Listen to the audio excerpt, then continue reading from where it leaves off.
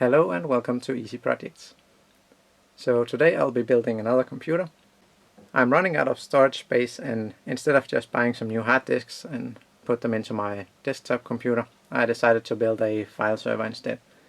After I switched to SSDs in my desktop, I get really annoyed with the clicking sound of these hard drives. I know the new ones are not that bad compared to the old ones, but still I don't want them in there. So it's either this, or I had to plug them in and unplug them every time I need to back up my files. It's not going to be a very powerful system. It's just gonna have a lot of storage space.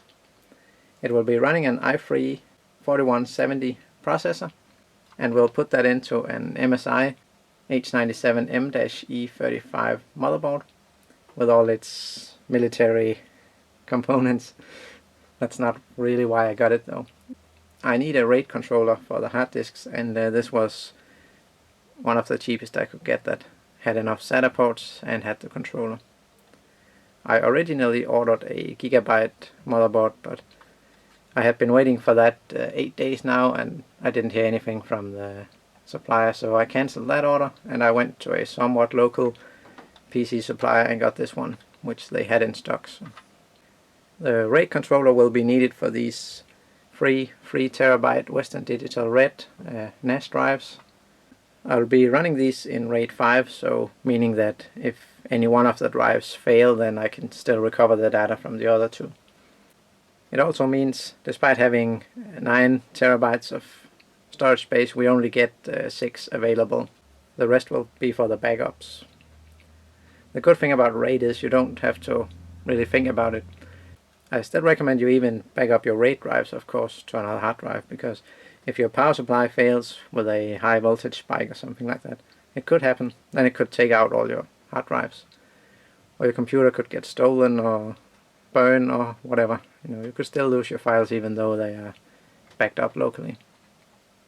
So they will be running RAID 5, and I'll install the operating system and some other programs on this 750 GB Samsung drive. I had this from my old mini server that I built, but I never really used it because it was too slow. It was an Intel Atom processor. We'll put in 8 GB of DDR3 memory, and then I got the power supply from an old computer also. And it might be a little bit older than I remembered because it only has 2 SATA power. But luckily I had some converters laying around, so I can put this in the machine permanently, and then I can use this for the optical drive when I need to install the operating system. There's no graphics card because it won't be running any graphic intensive programs, so I'll just use the Intel HD graphics in the processor. And also I'll mainly be accessing this machine through SSH, and also I don't want it to be on all the time and consume a lot of power. I want so that I can turn it on whenever I want to use it, but also when I'm not at home, if I need to access my files or something like that. So I'm planning to integrate it with this Raspberry Pi, which I can leave on all the time. It only consumes 2 watts or something at max. Then I can wire this up with the computer, and through SSH I can ask this to turn on the big computer and then shut it down when I don't need it anymore. But the thing with the Raspberry Pi will probably be in another video, so we'll just assemble the computer in this one. And I'm not going to bother testing it all before putting it into the case because it's very simple. It almost would take double the time putting it all together, testing it, taking it apart, putting it back into the case. So. And in case there is a problem with one of the components, I can easily just pull it out. It's not like the cable management has to be perfect in this. It's just going to sit beside a closet anyway, so nobody will notice it. The case, by the way, is a Cooler Master Elite 342, and it's black, as you can see. It's pretty much the cheapest micro ATX case that I could find that was in stock. So here we have the motherboard.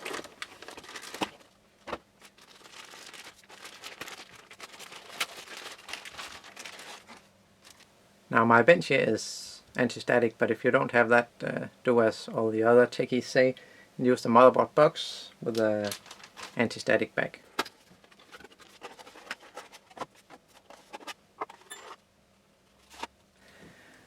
I don't think this looks too nice. Now I know I have one from the i7 processor that I put into my desktop. If that is bigger, then I'll use that one. Let me just check that real quick. Well, it is a little bit heavier and it has a copper core. So I'll use this one since it's the same socket, so it will fit. I'm still surprised they sent these out with the i7s now.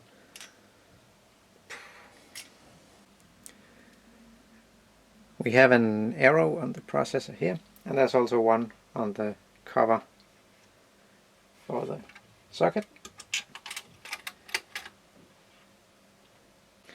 And when you open it, just verify that these two notches line up with the ones in the processor.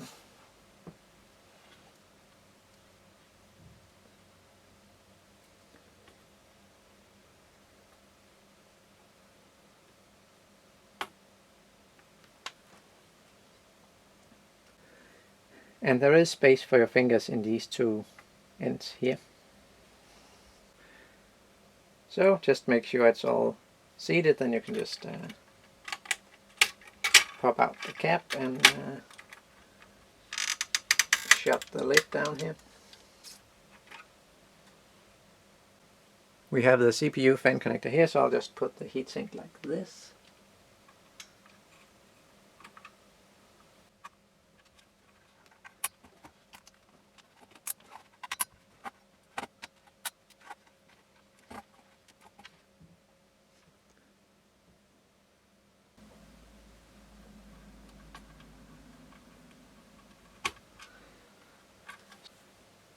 So that's in place. Now we can put it into the case.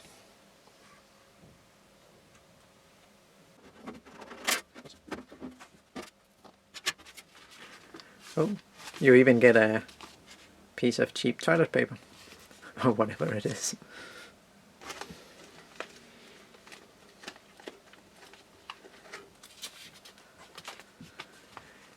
It almost looks and feels like the worst stuff that are in the public restrooms.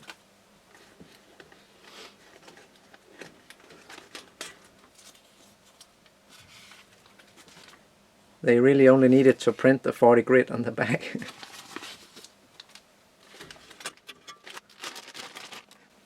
So here we got our screws and standoffs and our little speaker.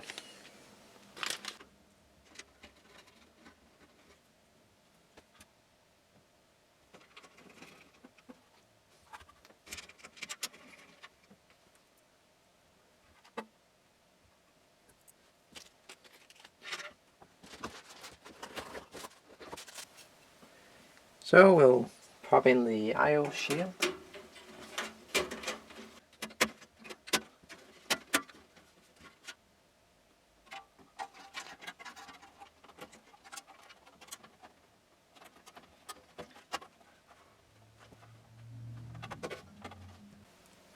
And I just checked all the standoffs that I put in. They do indeed line up with the holes, so we're not going to short anything.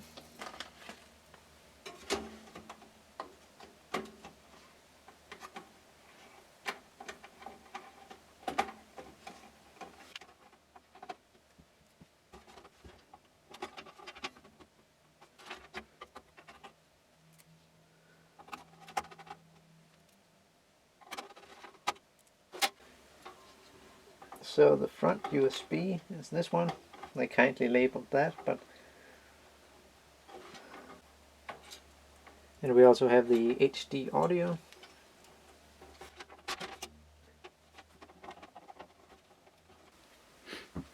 But the front panel connector down in there is not labeled, so we'll have to look at the manual. What do we have here? That's the power LED. So It should go like this.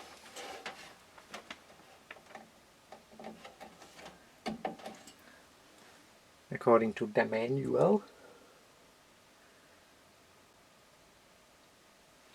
Then this might be the reset switch. Should be over here. This should be the power switch. Should be positive. And then the HDMI. Yep.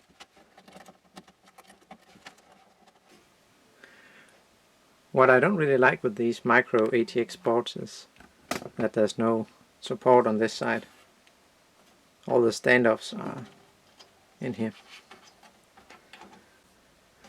MSI did put some holes in the PCB here, but there's nothing to go in there. Unless maybe there are some in the motherboard case. Nope, it doesn't look like it.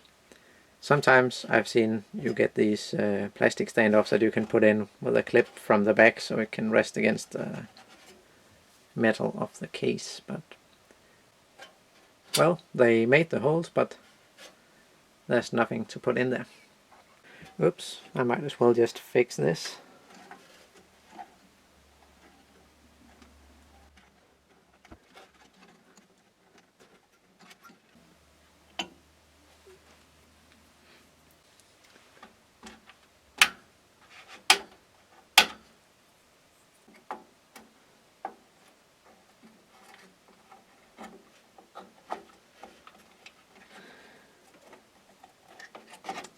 I don't like this board is flexing this much.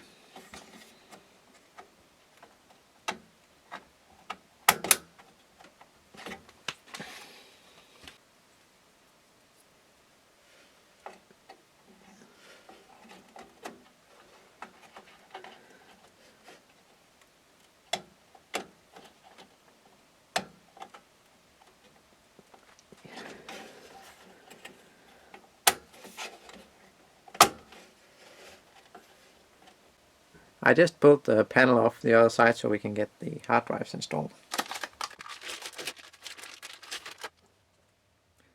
So, it's the first time I use these actually. I've just used the cheapest hard drives I could get actually, except for Maxtor.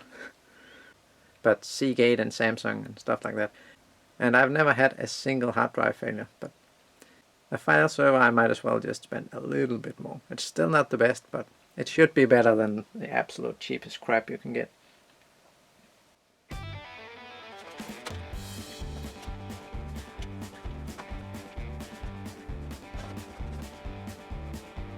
Okay, that feels cheap. The case, that is. And it was cheap, so. Maybe I'll get into trouble here.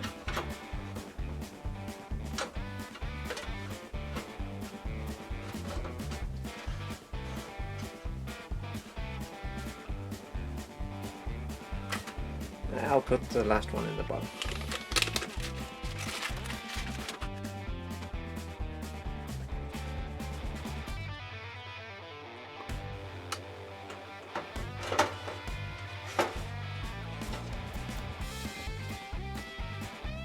Looks like this tap is bent a little bit too much.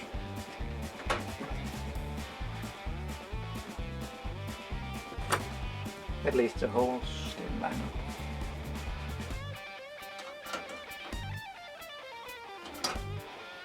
Oops.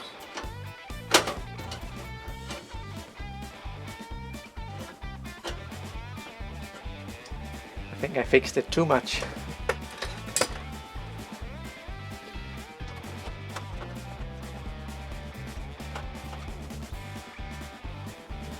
Or maybe I should just use the correct hole.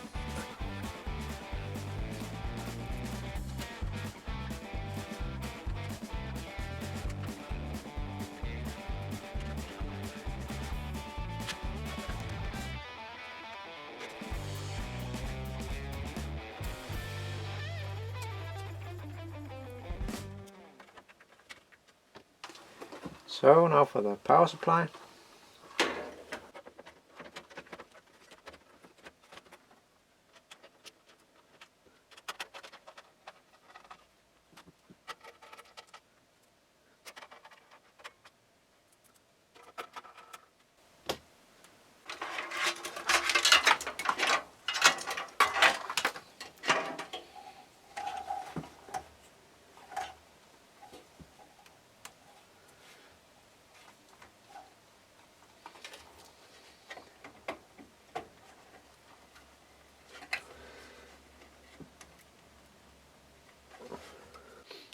Well, maybe this is actually long enough to go through. It just didn't look like it.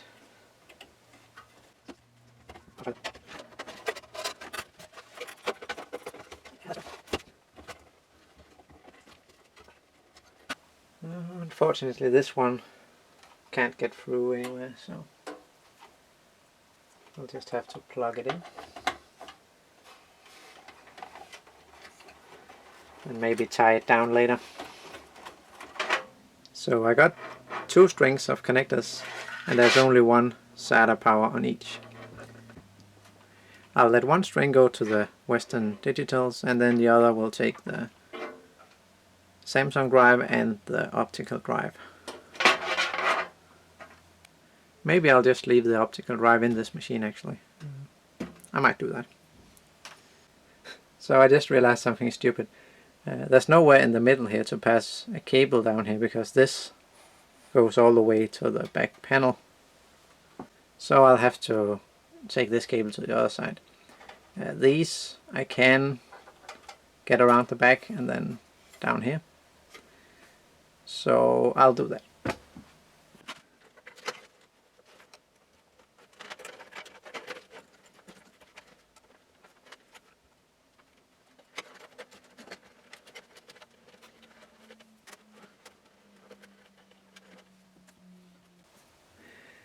So I'll just slip my Plextor DVD drive in here also. And unfortunately for that I'll have to use this funny contraption here because I ran out of SATA power.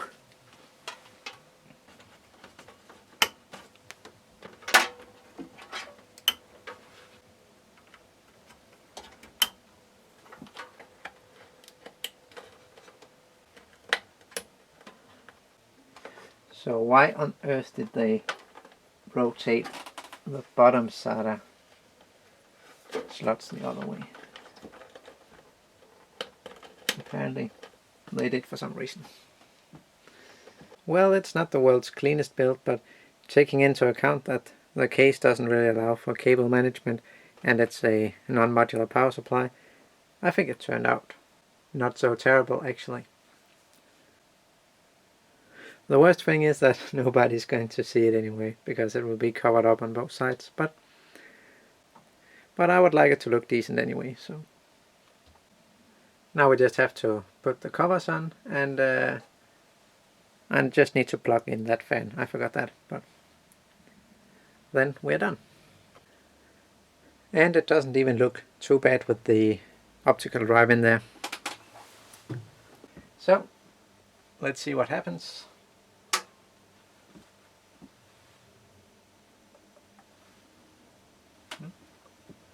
There's no LEDs on the PCB, but something did seem to happen.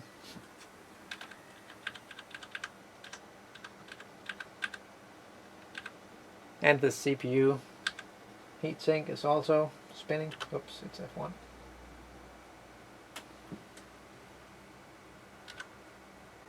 So now I'll just have to go and grab the DVD with the operating system. And guess what? We're going to run Linux. But first we'll just have to go and set our boot priority.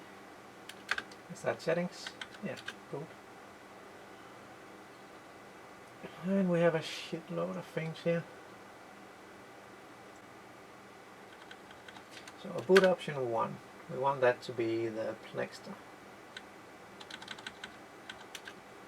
Boot option 2 should be the Samsung.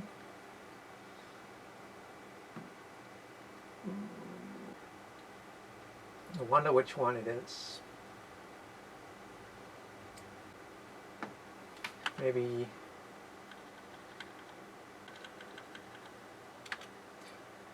oh, there we have it. I was just not paying attention. I want that to be the Samsung. And now it changed it up here probably. Yeah. So that was a little bit confusing. Then we want to save and exit. F10 perhaps. Yep.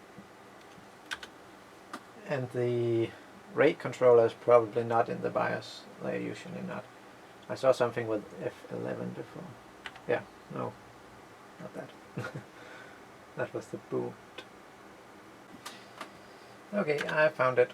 It's in the advanced, integrate peripherals, and then we can set RAID mode. You can also set them to be hot swappable, but I don't really need that.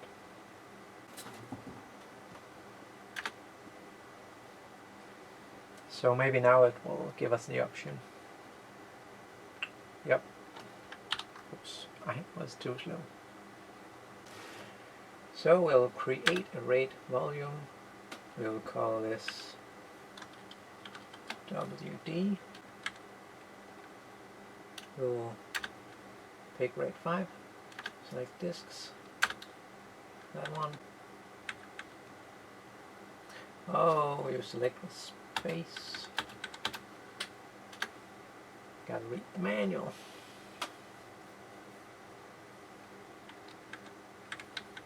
Well, strip size, I guess 128K will be good enough.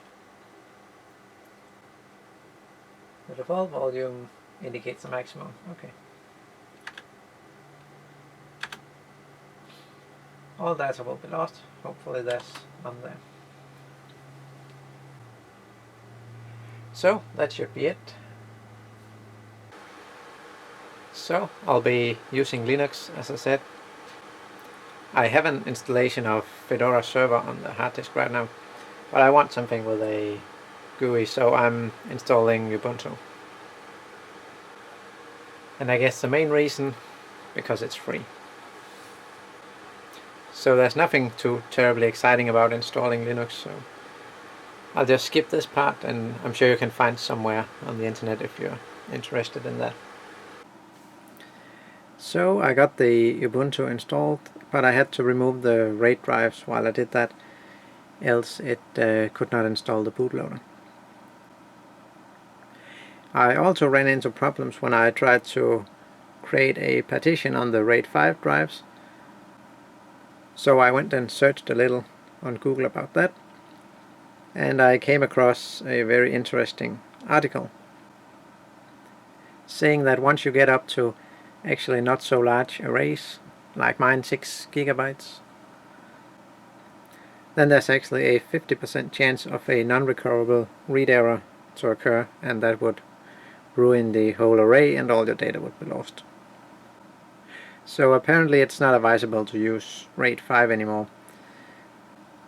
I didn't actually think about checking up on that, so what I'll probably do instead is to run 2 drives in RAID 1, so they'll just be, one will be a backup of the other, and then just run the last one as a standalone drive. So I can keep my important files on the RAID 1 drives and then just whatever on the last one. And then when I get some spare money, I'll buy an extra drive, identical, and then I'll set up the last 2 in RAID 1 as well. Or maybe run the whole pack in RAID 10. So we'll just delete this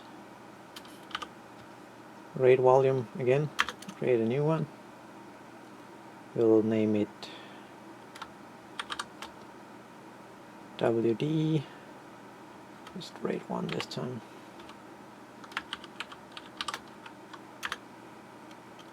It should be RAID 1 mirror. Let's select, there's no pattern in the serial numbers, let's just use the last 2. It will remember it anyway. So.